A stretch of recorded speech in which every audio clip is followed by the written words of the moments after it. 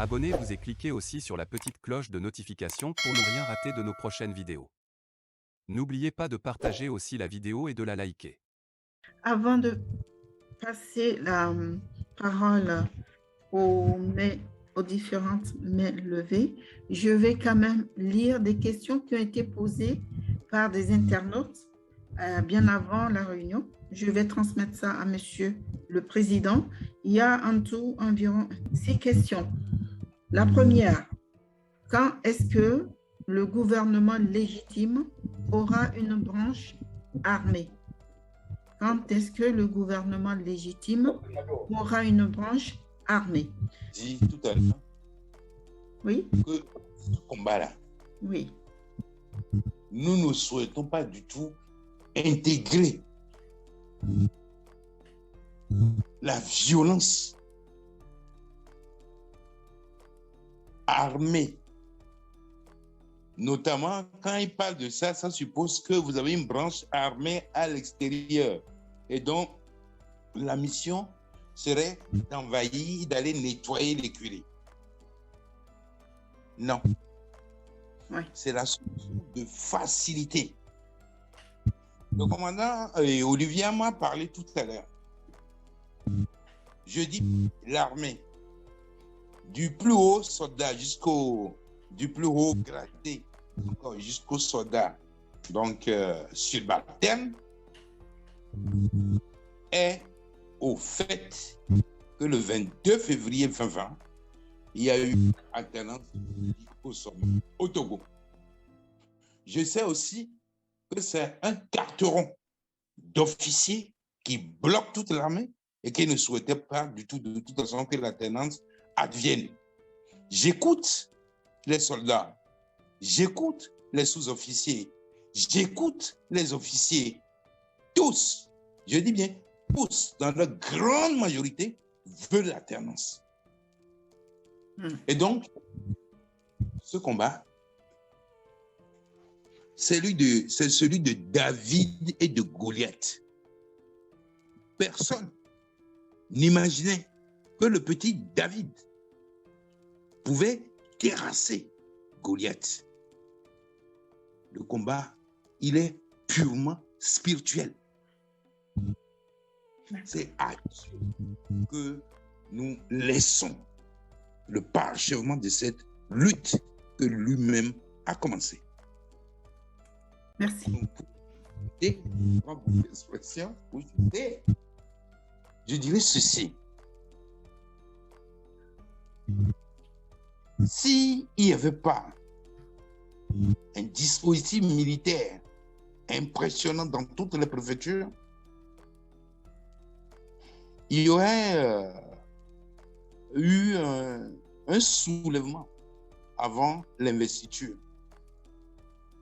Le rôle que les religieux, que ce soit musulmans comme catholiques, ont joué, avait amené donc le pouvoir à fermer pendant cette période les églises et les lieux de culte pour éviter un rassemblement qui pouvait déboucher sur autre chose.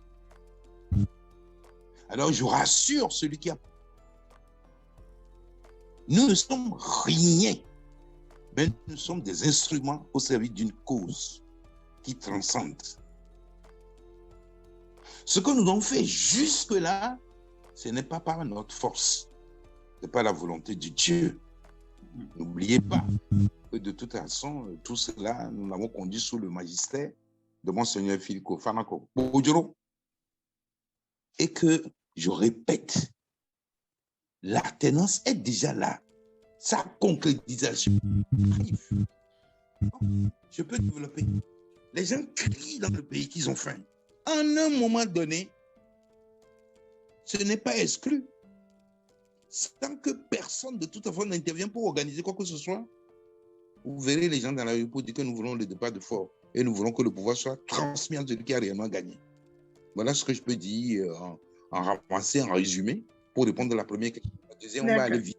Oui, deuxième question. Merci. Merci pour les réponses.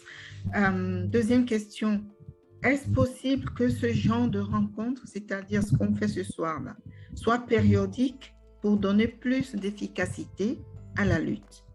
Il n'y a pas de souci. Je verrai avec le chef de gouvernement, peut-être dès lundi, bon, par rapport au programme du gouvernement. Et cette possibilité de faire cette communication directe avec les uns et les autres, je pense aussi que c'est une bonne chose pour que tout le monde puisse être au même niveau d'information et être assuré que ce que les autres font là, ce n'est pas nous qui sommes dans l'agitation. C'est eux qui sont dans l'agitation. C'est eux qui sont dans la forfaiture. Prendre l'argent du pays pour aller corrompre les gens, de fermer les yeux sur une évidence. J'ai dit, c'est grave. Aller menacer de moi les ambassadeurs pour qu'ils se taisent, qu'ils ne disent rien. Je crois quand même que c'est la honte collective, c'est la honte internationale. Je ne sais pas comment Faure lui-même se sent lorsqu'il participe à des conférences internationales. Il a le cœur tranquille. Et c'est pas son peuple. Mais il y a un minimum quand même, non? Il n'a pas de conscience. Mais je crois là maintenant, c'est-à-dire en captant de toute façon, quelque chose qu'on t'a refusé dans les urnes. Il cherche quoi? L'argent, il n'en a plus besoin. Les honneurs, il en a eu. Mais d'une manière ou d'une autre, retenez utile, il commence à une fin. Et la fin du règne de Faure Gnassingbé, c'était le 22 février 2020. Autre question? Oui. Alors, pourquoi M. Agbeyome n'interpelle pas Jean-Pierre Fabre pour une concertation digne de ce nom, pour des actions convergentes? Je dis aux gens, je n'ai aucun problème relationnel avec Jean-Pierre Fabre. Aucun. Un, je suis d'une commune, mais l'une de mes filles a célébré son mariage dans la commune de Jean-Pierre Fabre. Deux, le jour de la clôture des candidatures, j'étais avec Jean-Pierre Fabre de 9h à 11h. Et quand je partais, c'est lui même qui m'a dit, attention, il faut trouver les 20 millions sur ton dossier avant d'aller à la CENI. J'ai dit, non, ne le fais pas comme ça. La CENI valide et ensuite, vous allez à chose, comment on appelle ça? Vous allez au trésor payer. Il dit, non, ils ont changé. OK. Bon. Et donc, pour dire, je n'ai aucun problème avec lui. Lorsqu'on a fait les locales, eh bien, moi, c'est moi qui ai appelé Jean-Pierre Faure pour qu'on puisse construire quelque chose ensemble pour éviter, du moins, la marée bleue sur l'ensemble des mairies. OK? C'est moi qui l'ai appelé. Chez lui, là-bas, la mairie numéro, combien l'agent Golf 4. Le MPDDA député. Mais il est adjoint au maire. Pourquoi? Parce qu'avec la seule voie là, si nous allons du côté bleu, c'est Winnie qui prend. J'ai entendu monsieur Éric Dupuis répondre à madame Dadédé de Canal FM. Je crois qu'il y avait 8, mais que d'autres partis politiques qui luttent pour la tenance, là, par la minance, je résume, d'autres partis politiques qui ont fait alliance avec. Bon, alors, et donc, au moment où ils construisaient de toute façon la majorité, donc pour prendre la mairie, nous étions avec eux, ceux-là qui luttaient pour la tenance. C'est après que nous avons cessé de lutter pour la tenance. Bref, je veux dire que chacun comprenne l'enjeu de la situation, qu'ils comprennent que toutes les forfaitures auxquelles Faure s'est livré pour rester là et qui font le déshonneur dans le pays, si vous les laissez, si on passe par peine et profit, la victoire divine de 2020, ils ont 50 ans devant eux. Bon, maintenant, si c'est laisser comme héritage à leurs enfants, aux générations qui arrivent, c'est un choix. Mais je ne suis pas sûr que de toute façon, ni l'ANC, ni ADI, ni Sajavon, de toute façon, je ne pense pas qu'ils soient dans cette posture-là. La souffrance du peuple togolais aujourd'hui, tous. Vous avez évoqué le problème de la répression qui s'abat sur le pays. Oui. Mais quand ça arrive à ton frère là, il faut penser que ça peut arriver un jour. L'activiste Fovi Katakou est proche de l'ANC. Je ne pense pas que la situation telle qu'elle se présente aujourd'hui, personne ne peut de toute façon rester indifférent. Et donc, nous avons mis un comité de liaison, oui, appelons-le comme ça, qui avait déjà pris contact avec tous les leaders politiques. Au moment où une démarche en cours, où la société civile doit jouer un rôle pour que nous tous nous levons pour parler d'une même voix. Et donc, je n'ai aucun problème avec Jean-Pierre Farou. Aucun. Pas plus qu'avec Elisabeth Amégabi, avec qui on mangeait de toute façon du bout de coin, du gaou, et puis à Zingbo, on fumait ensemble lorsque nous faisions donc le CST. Je n'ai aucun problème relationnel avec elle. Mais ici, là, ce n'est pas ça qui joue. Ce qui joue, c'est la vie de la nation. C'est la gouvernance aujourd'hui qui est décriée. C'est des journalistes de qualité et d'investigation connus sur le plan international qu'on jette en prison. Une histoire de règlement de compte, appelons-le comme ça. Bref, Oui. sans parler bien sûr de notre ambassadeur qui est gravement malade et pour lequel de toute façon des actions sont en cours pour trouver donc un médecin en qui il a confiance et qui pourrait peut-être donc lui donner les soins nécessaires donc pour que nous puissions éviter le pronostic vital qui semble s'engager. Très bien.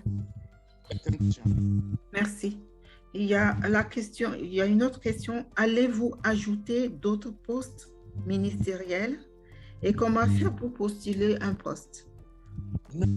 Tout Togolais vivant dans la diaspora qui se sent porté pour apporter sa contribution au dénouement de cette situation, on me saisit ou on saisit le Premier ministre et rapidement de toute façon, il y a de la place.